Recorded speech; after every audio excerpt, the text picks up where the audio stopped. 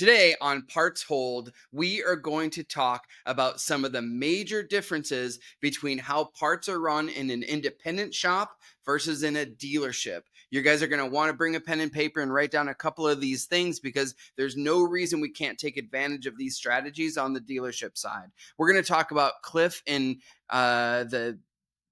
the novelty of his neighborhood. And we're also going to introduce everybody to Coach Dustin. That and much, much more coming up today on Parts Hold. We'll be right back.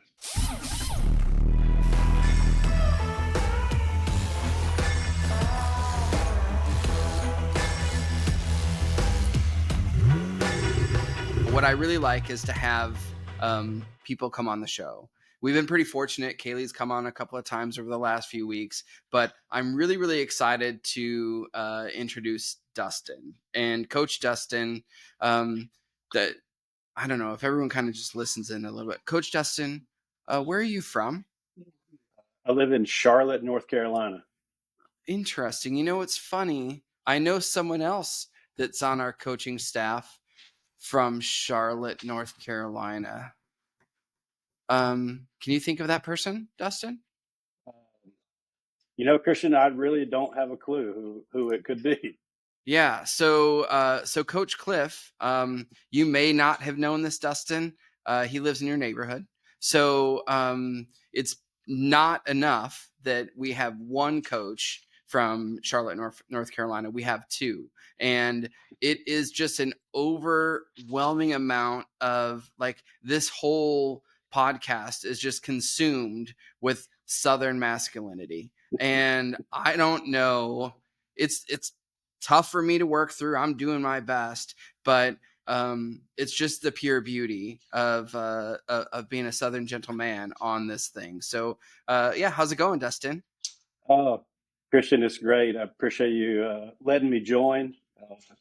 It's definitely nice to be able to get on and give Cliff a hard time as I normally do. So. Yeah, and Cliff, you have a nickname for Dustin. Was it Rabbit? That's close.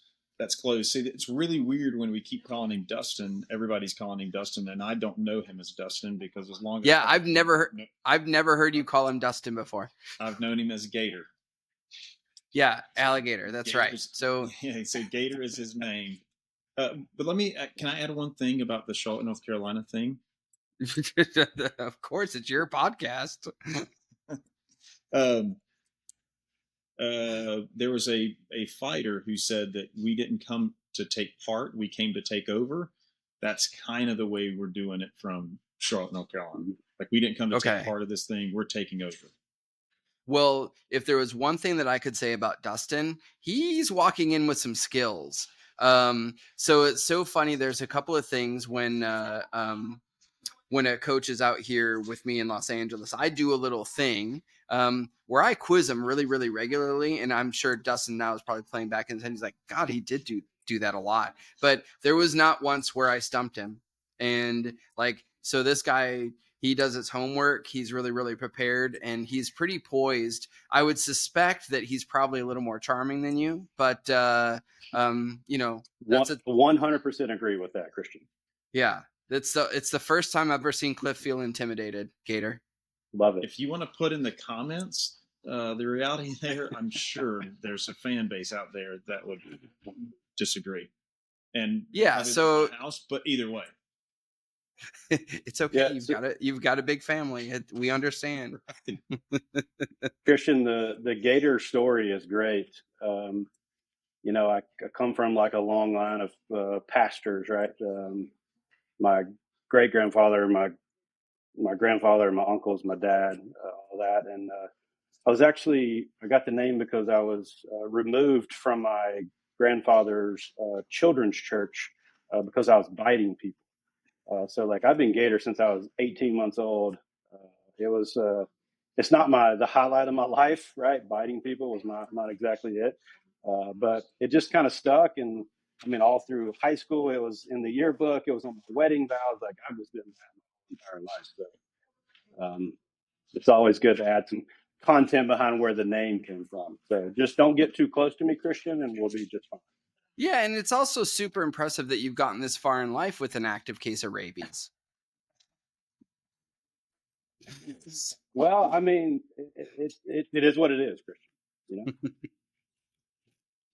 Okay, well, I'm super excited. So another reason that I'm really pumped to have Dustin on the show today is because he's got some experience on the independent side of the business, and I always think that as a parts department, we can always learn lessons, and we can learn lessons from within the dealership world. We can learn lessons from looking at other industries, but there's definitely a couple of things I think that the independent shop world does a little bit differently than the dealership. And we've got a couple of things. I think it's going to end up kind of being a list of 3-ish, but we're going to kind of have an active conversation about it. But we want to talk about the things that independent shops do a little bit better than the dealership parts departments. And Cliff, why don't you go ahead and kind of set this up, and then Dustin, you can kind of give the first thing on the list. We'll talk about it, and then we'll kind of move on to the next thing. But Cliff, kind of set us up where like the source of like us coming up with the idea of this episode was. Yeah, so I think the thing that Dustin brings to the table is a lengthy history in the aftermarket world, and there are some things that we can learn from a dealership side of it. If you're in a dealership world, that we can take away from them and it's try to get better. But I think that the experience that Dustin brings to the table, his knowledge, the skill set that he brings to the table, will allow us to pull um, those pieces away from it and see where we can plug them back into our business from the dealership perspective. So it's not going to be an argumentative thing, conversation, or a debate conversation would maybe be a better way to state that, but more a here's the things that we did and we do very well that he's now, his dealership experience has allowed him to see the difference in the two. And then I want to look at it from a perspective of where we can take those things and apply them back to us and just make us better. That's great. And at any given time, if Cliff is acting out of order, Gator, just go bite him. I absolutely will. Hey, appreciate it. Before, all right. Before we go any further, I would kind of, I don't know how I feel about that because we are staying in the same place. There's a thing there. We are staying in the same place, a place with no air condition and no cell phone service in the middle of nowhere, Christian. Sounds like a start to a horror movie. And it's 2 Southern kids way up north, right? That's the best part about this. This is wonderful. Sure. All right. Okay. So let's go ahead and start off this list, shall we? Yeah. So number one is I think independents know their business better than dealers do. I think they, from just a part standpoint, they know like kind of how many items we're going to sell of each item. They can, they know exactly what's going to come in. They know exactly how many cars that they're going to do per day and per month. And I think it just sets them up to be ready for those customers. Yeah. So would I be correct if I kind of summed all that up? They have an amazing command on their inventory.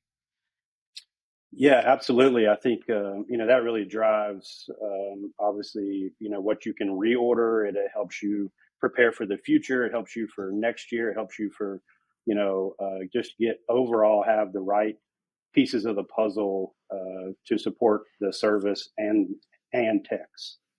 Yeah, so that's exactly right. And the thing that I would say is that I've gone into a bunch of parts departments, and almost everywhere, there's a couple of exceptions, some really elite parts managers and parts departments there, but for the most part, I can always find at least a few oopsies, where either they shouldn't have ordered the part in the first place, or they ordered it and it got canceled and it's still sitting there, nobody ever sent it back, or a bin's empty that should have something in it. Like there's a lot of oopsies that we'll see. And when I've gone and visited independent shops, they have a much more usable, intentional inventory with little to no oopsies, and also with a heck of a lot less dollar spend than a dealer might spend on parts. It feels like they've got to operate with a lot tighter margins. So they're super intentional about their inventory. What do you think about that, Cliff? Well, so I wrote down intentional because I think that that's the piece that stands out to me when you talk about the business of the aftermarket world, and it doesn't matter whether you're talking about a uh, you know a repair facility or a you know oil change facility only. The intentionality behind what they're doing and what they're trying to accomplish is often completely different from that of a automotive dealership. I think the thing that I found sometimes is we're surprised that we're open for business and we're surprised that we are selling parts. We sometimes don't approach it with intentionality and a focus of what we want to do and what we accomplish. Yeah, Cliff, I think to add there is, from my previous life, there we worked on all makes and models, right? So it was imperative to us that we had all of those parts for all of the different makes and models. So Christian, to your point, we did have to have a really good grasp on what items we had and how many we had, also. Yeah, when your reorder points are and everything like that. But yeah, the anticipation for an independent shop seems to be on a high level. That's good. All right, what's your second one? Is know your worth. This is one of my favorite things. I think almost a well-kept secret, or like I think that the industry, the independent side has done a great job with the propaganda on this. But what do you mean by know your worth? So, yeah, I mean, I think, the independent side, when it comes to know your worth is, the oil change at an independent is, we'll call it drastically more than your regular dealership. And, the independents hide the price because it's faster, right? You can get in and out quickly. It's easier for you. Some of them you can stay in your car even. Um, so it's just much easier for the end user, and it really hides the actual price of just the basic oil change. So I think when you're looking at your business, I think you got to know what you're worth, and know who you're targeting. So the question I have on the independent thing is sometimes in what I find in parts departments and parts managers in particular is sometimes they're ashamed to try to price things in a certain manner. Like they're ashamed to price things in a matrix type setting. They're ashamed to talk about the pricing. They're ashamed to change the pricing structure. And what I'm hearing from you, Dustin, is that in that world they're not ashamed or afraid to price it in their worth. Yeah, you're absolutely correct, Cliff. Yeah, you're absolutely correct. I mean, I think, the base of some of the aftermarket business is the actual oil change. So, there we have to price the items to where, the business makes money. And, again, you have to do that, you have to provide a different value, and that value comes from speed. It comes from it being easy for the customer, right? So, again, it goes back to you got to know what your business is worth, and I think that's a big key to pricing. The other piece that I hear too, along with that, knowing what you're worth, is the very same thing that we talked about when you were talking about knowing your business is the intentionality. I would assume, based on conversations that you and I have had in the past, I kind of know this to be true, but I'm going to assume in the independent world that there is an intentionality behind the pricing structure. Yeah, I mean, absolutely. I mean, it's kind of there's with you shooting for a certain time, right, for a oil change or whatever, like you can pretty much have kind of standardized pricing, and when you have different makes and models and you find items that cover multiple makes and models, right, it's really easy from a pricing it's easier from a pricing standpoint to price that, because I can say this filter covers X amount of models and cars, and I can charge this amount for the part, and then I can charge this amount for labor, which gives me this price. So there's a lot of thought that goes into how to price parts versus labor. How often were you changing prices? We were changing price about 2 or 3 times a year. And then back in the middle of COVID, we were changing every probably 3 months, just because the pricing it was our cost was moving so drastically that we didn't have an option for that. Yeah, so a lot of times I mean, with the exception of ticker changes, right? So when the manufacturer kind of changes their prices, the stuff that we manually price on the dealer side, we'll go we'll go years, not months between some price changes on certain things. So I think that the adaptability kind of shows itself there too. But one of my favorite things, so Dustin and I were talking about this earlier, and we kind of priced out what he was doing as an oil change for some of the shops he was looking over. And what was the margin that you came up with, Dustin, on average? It was roughly like about 60. What's that? I said I would almost like somebody to be able to put in the comments what their margin is on an oil change, and then Dustin to be able to say it. But anyway, we already let the cat out of the bag. It's okay. Yeah, sorry. So yeah, Christian, anywhere from like 55 to 60% on margin. Sometimes maybe just north of that. So 55 to 60% margin. Yeah. Like talking on oil change parts. Yeah. Yeah. Correct. Just basic, 5-quart car, service. That's so great. I love it. They're just not afraid to make a little money, and they don't lose the business over it, because the thing that I think the independents do on the certain arenas is that they've controlled the perception that the dealership is more expensive, and people walk in, they just assume that that is correct, and then they'll gladly pay more. And the main reason they'll pay more is because the independent understands that if they're competing on price, they're in the wrong business, right? Mm-hmm. So they have the narrative, okay, it's already cheaper, so people don't question it, they just believe what they see on the internet. And then they come in and they dazzle them with fast turnaround times, over communicating, and like it's a little bit more of a, I don't know if you guys see this or not, on the independents, it's a little more of a show, like a throwback to the 50s and the 60s, where you saw the technicians working on the car, and like there's a closeness and everything like that. So there's what Chris Collins would call dramaturgy involved in that. And I think that the more stuff like that you put on, the less concerned people are about price, and you don't get it if you don't ask for it. And the truth is if they did a price change and they felt like they went too high, the numbers would tell them that right away, and they would fix it, was what I hear. Whereas sometimes on the dealer side, we'll have a part, it'll be a certain price, and we don't sell any, but we leave it at the price because that's what the price is, instead of adjusting. And I think that independent side with parts, they're just not afraid to try, to fail, to try again, to get it right. And understanding there's a point where you have the highest price for the highest volume of items sold is like your basic economy. So they're just paying a little bit closer of attention. So that's a really good one. I like number 2 a lot. What's the last one, Dustin? Know your marketing is the last one.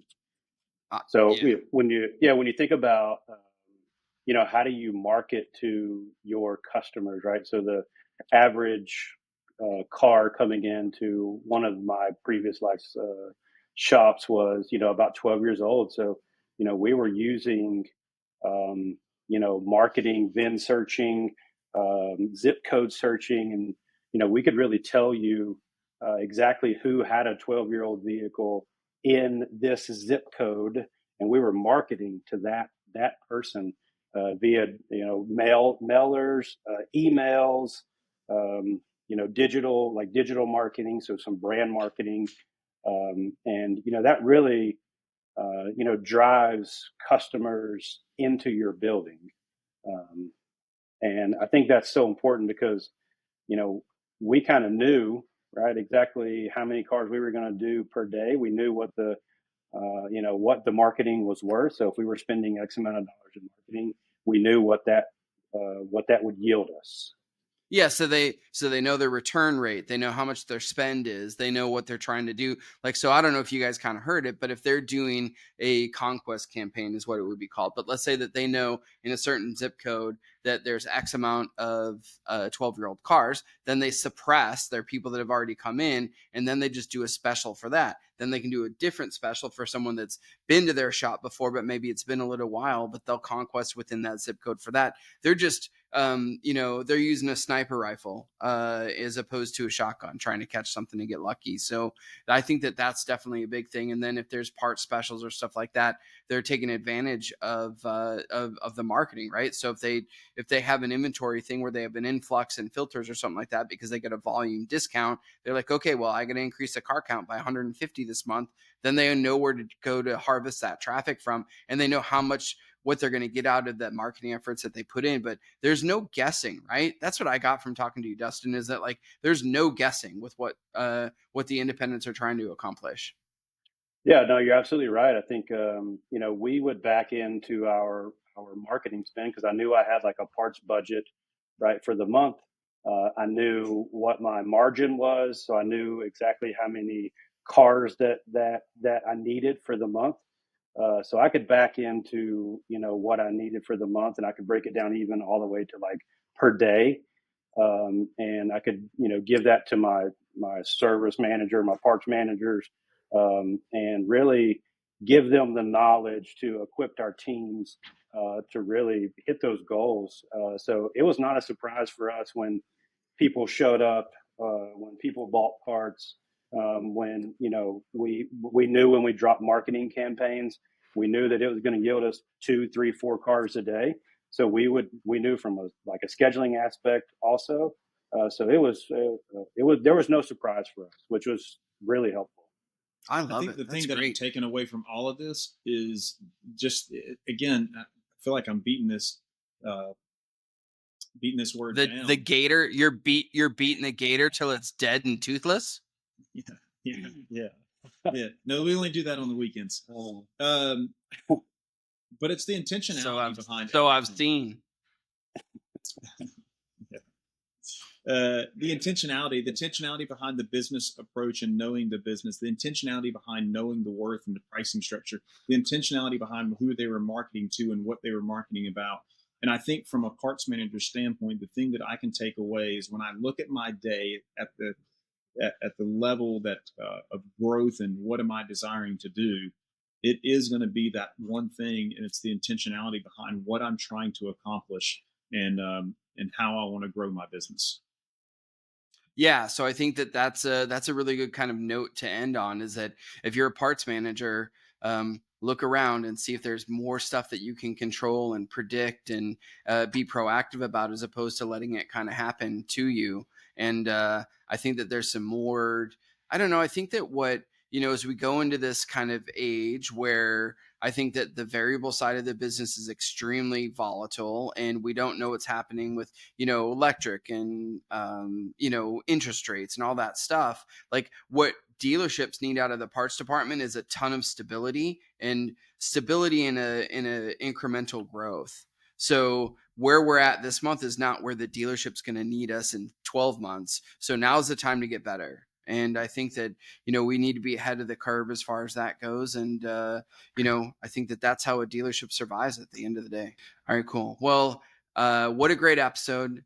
Gator, thank you so much for coming on and helping me to pick on Cliff. That is something I'm always willing to take extra help with. It's very easy to do, to pick on Cliff. So thank you for having me. Definitely appreciate it. All right. Well, that'll do it for myself, Coach Cliff Honeycutt, and Dustin Langford. See y'all next time on Parts Hold. Here to fill the order.